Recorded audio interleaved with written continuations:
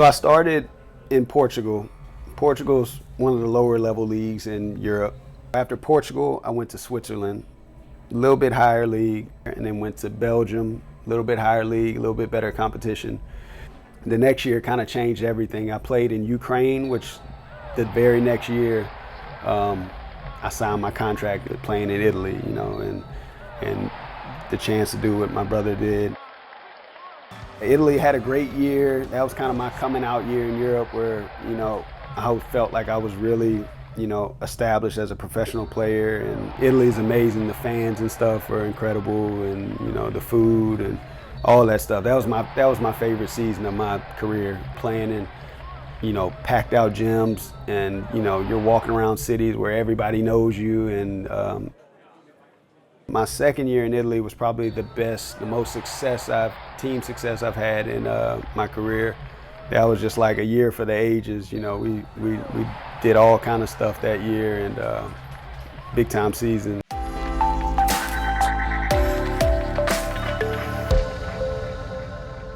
My physiotherapist Nadia had called me with 2 weeks left in the season and asked me, what was our plan for the summer and stuff like that. And I probably jinxed myself, but I told her that, I'm coming home healthy and I'm coming home with no problems, and, we're good to go. Sign me up, I'll be there.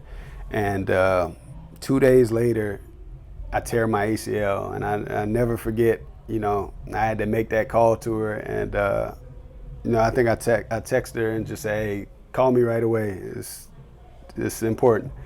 And she called me and said, hey, what's going on? And I was like, you're not gonna believe this. And she was like, no, what happened? What happened? And I was like, I tore my ACL 2 days after telling you that everything was good, and, I'm coming home healthy. And so, it's just crazy that it happened like that. But when it first happened, I remember I was running down the court to block a shot. And I don't know why I was trying to block a shot. I've never tried to block a shot in my life, but I went up to try to block a shot and just landed funny. And when I came down, I just remember holding my knee, and to be honest, I never would think of myself as tearing my ACL, like, ever. And I just, it's always happening to somebody else. You don't think that's gonna happen to you. So I didn't think it was a torn ACL. I knew something wasn't right because the pain was like overbearing, but I was on the ground for like 5 minutes and then got up and kind of hobbled over to the bench. And it was the most important game of the season to help us not get relegated down to the second division. So, it was really important game. I thought I was done, but there was 3 minutes left and I have ice on my knee, and the coach was yelling at me to get back in the game. And I didn't, I was just like, and I was looking at the doctors, and, they kind of left it up to me. And, looking back, I don't think it was a good idea.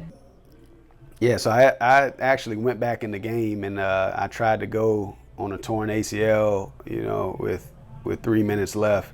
And I remember I went up a couple possessions just hobbling up the court and just setting the offense up. And, I was praying they didn't attack me on defense, and they didn't in those couple possessions. But I remember the ball came back to me with like 5 seconds left in the shot clock, and I had to go make a real move to score, and my knee just kind of gave out, and I knew that I had to come out, and I was done. So, but the crazy thing is they took me to the locker room and did all the tests and pulls on me to see if they thought it was a ligament injury, and they told me it wasn't. They're pretty sure that it wasn't. So, I was, that put me in good spirits, like saying, okay, well, it's something. It feels like it's serious, but maybe it's not too bad. And but when I got worried, we had a 3-hour bus drive back from Bologna, and by the time we got back, my knee had swole up. It was like the size of a softball, and it was hurting really bad. So, in my head, I was like, okay, well, they told me it's not any ligament damage, so I should be okay. I got back home, iced it, did all that stuff. And then the next morning I went to do an MRI, and it was weird. It was, usually you get an MRI back the same day, but they didn't tell me the results that next day. And then the whole next day, I'm sitting here waiting, nervous, knees still hurting. I can't bend it and swelling up still. And the second day had passed and they didn't tell me anything. And then the third day is when I got the call from the doctor. I remember I was just sitting on my bed and I had been waiting on this call for the last 3 days. And then, I remember he called and was like, I got bad news for you. You completely tore your ACL. And, I remember I asked him, because it was the language barrier, I asked him 3 or 4 different times, you sure it's broken? I think he told me, you broke your ACL or something like that. It's completely broken. And so, I asked 3 or 4 times, are you sure? It's torn completely, And so that's what he told me. He says completely torn. And I sat in my bed for like an hour just by myself in silence, just thinking about what my future would be like, and I was really in shock because I couldn't believe that it happened to me.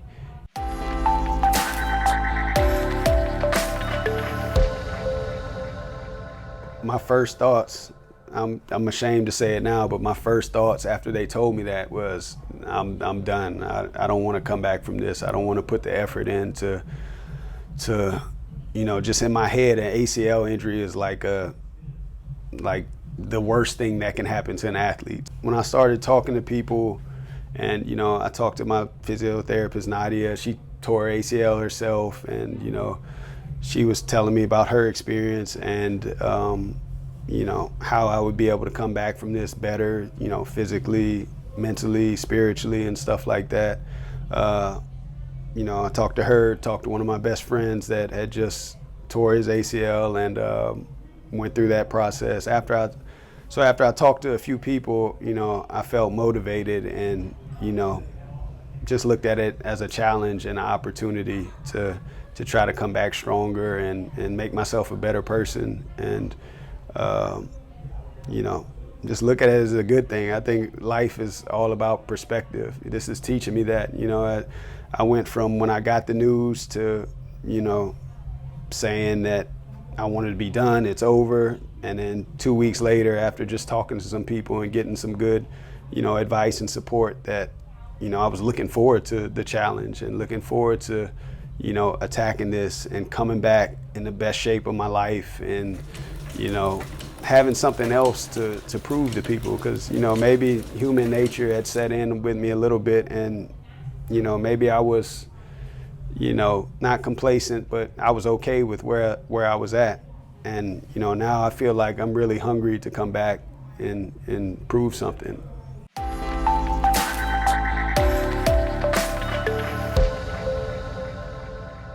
The progression is just a lot slower than I thought it would be.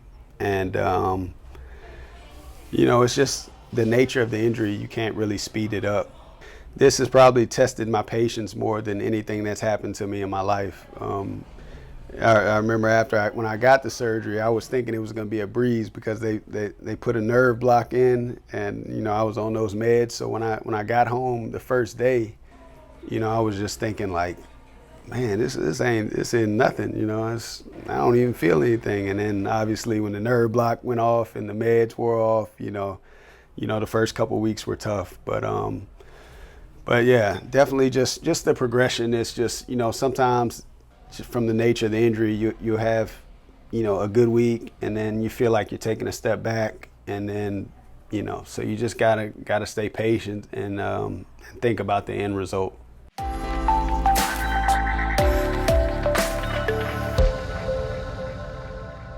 So generally, I want to come back on the court stronger and more mobile, flexible than I've ever been. I want at 32 years old, when I come back, that they can say, wow, he really spent that time working, and